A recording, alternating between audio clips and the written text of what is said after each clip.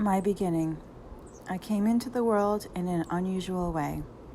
I was born on March 9th, 1969 in Pleasantville, New York, in a jail to my biological mother who was a heroin addict. My biological father was unknown since my mother engaged in sexual activities for payment. This information was kept from me until I was 17 years old, however.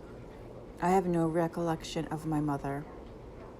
I became an orphan when she gave me up for adoption at birth. I was placed in a foster home through the Guardian Angel home in Brooklyn until I was 4 years old.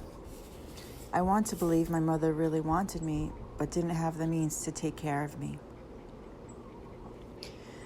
I have hardly any memories of those years with my foster parents. I only know what my adopted mother told me years later. She said I was undernourished, weighing about 26 pounds at 4 years old. When they picked me up to take me home, they had new shoes for me to wear that were a few sizes too small. Apparently, my feet were being crammed into shoes that didn't fit. I never had a bath in a bathtub, always washed in the sink. Supposedly, my foster parents were older and couldn't bend down. I didn't eat much because my gums hurt and my baby teeth were rotten from in utero neglect, but no one realized this until my adopted family took me home. My dentist wasn't sure my second teeth would come in. My smile revealed a mouth of silver caps. Chipmunk cheeks became my nickname as I would stuff food in my mouth at the dinner table, ask to be excused, go into the bathroom, spit the food out in the toilet, and flush it down. I thought I was being clever, but little did I know my mother was on to me. She used to make me sit at the table until I finished my food. One time when we were out to dinner, I made myself throw up on my plate so I didn't have to eat. My mother pushed aside the throw up and made me eat the rest.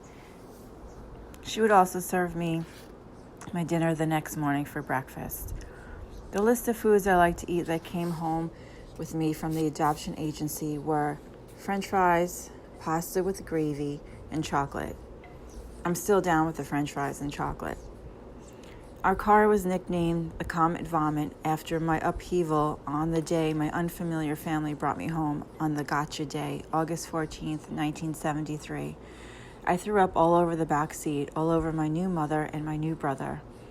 Not a good way to start blending into the brand new family. I have a clear memory of the day the social worker from Guardian Angel Home came over to check on me with my new family and say goodbye. It was my first conscious memory of feeling abandoned. I remember the feeling clearly. I was standing at the top of the stairs in my new home with my new family in the suburbs of Long Island, scared and feeling helpless, thinking to myself as she waved goodbye, "Don't leave me," as she walked out the door. That became my mantra for most of my life. I was 4.5 years old at the time. Mothers. 5 years after I was adopted at the age of 9, my parents got divorced. This came as a big shock to me, and my mother moved out. I didn't want her to leave me. She was the only person in my new family I wasn't scared to be around. I vividly remember the day she left. I was in bed crying, feeling helpless again. She brought me a vanilla shake and said goodbye as I cried, "Don't leave me," as she walked out the door.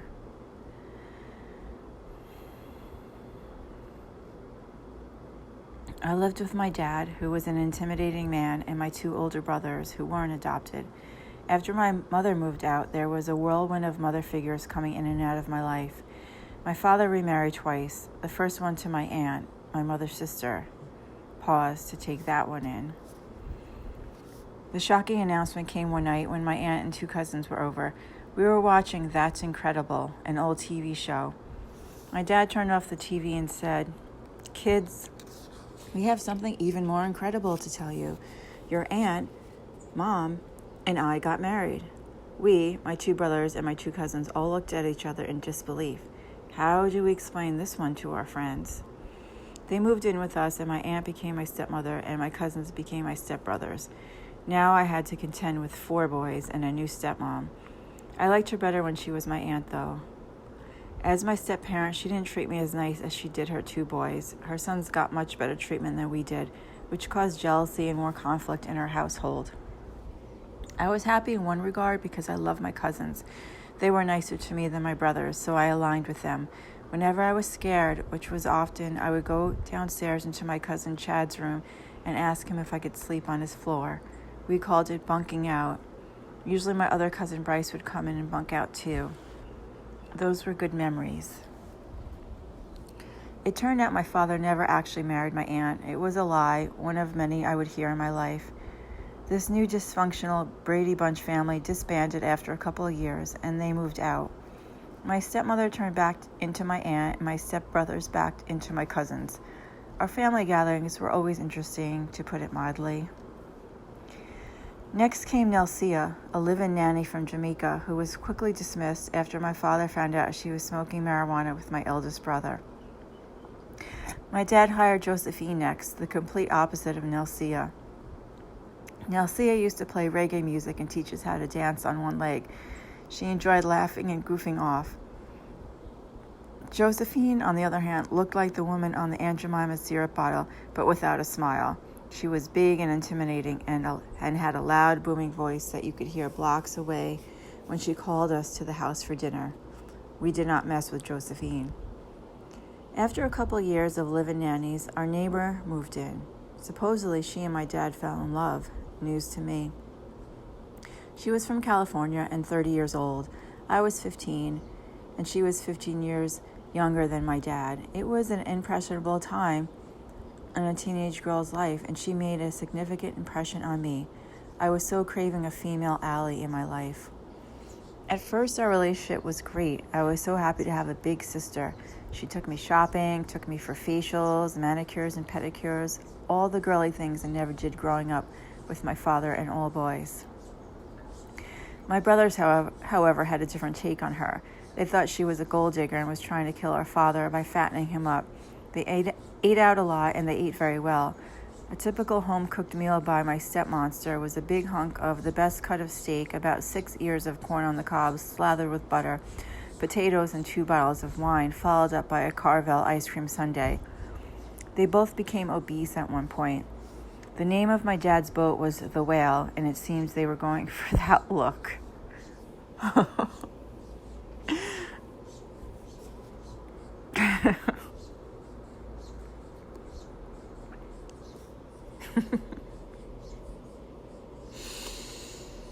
Oh my gosh.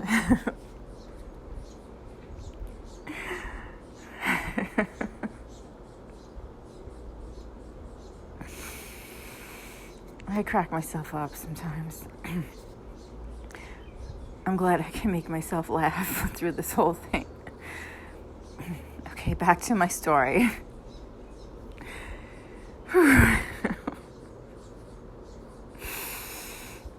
Oh gosh. Emotional release. They moved into the apartment in the side of our house where my father's in-home office was. The doors were always closed and locked. We were never allowed in. If I needed my dad, I had to walk up to the side of the house, up the dark stairs to the door, knock and wait. He would open it slightly and talk to me through the crack. They had a lot of secrets and a life that was separate from ours. There were traits about my stepmonster that I looked up to and admired, like her free-spirited self-confidence. She taught me to always ask. This lesson had stuck with me to this day. I watched her receive what she wanted even when she was confronted with no at first. She always persisted and almost always got her way. You never know until you ask, she used to say. However, she was the female version of Jekyll and Hyde. One minute she was nice and loving to me, and the next she would be scolding me. I didn't realize that she was an alcoholic like my dad. I ran away for a period of time and lived with my best friend in high school. I couldn't take the madness of her house.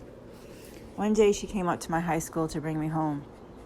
My boyfriend happened to be there that day as well, to take me back to my friend's house.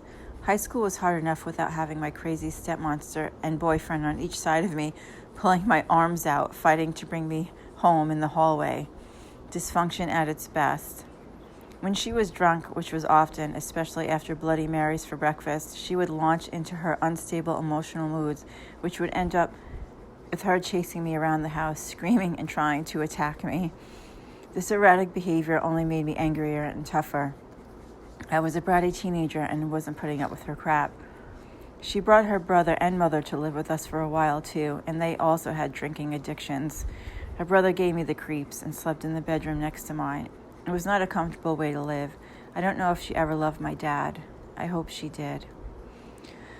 I'm not sure if my father's demise was because of her. There are always two sides to the story. 3, actually. Plus, my father was a grown man and could make his own decisions. She stuck with him for 7 years, then left.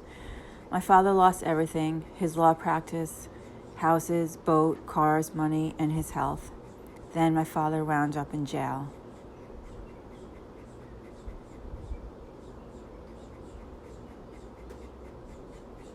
I was never close to my adopted father. Actually, I grew up with the fear of God of him due to his drinking, temper, and his backhand with the heavy college ring on it, which I received many times across my face. My father was an intimidating man. He could scare anyone silent with just his voice. As an attorney working and traveling around the world, he was never home. When he was home, he wasn't present. His body might have been there, but his mind was somewhere else. My dad told me, which may or may not be true, since truth was elusive in my family, that they adopted me because they always wanted a girl. My father had prostate cancer and couldn't have any more children after he had my 2 brothers. I was his Father's Day present. He used to say to me, "We had your brothers, but we chose you." It made me feel somewhat loved and wanted in the unstable, chaotic environment I grew up in.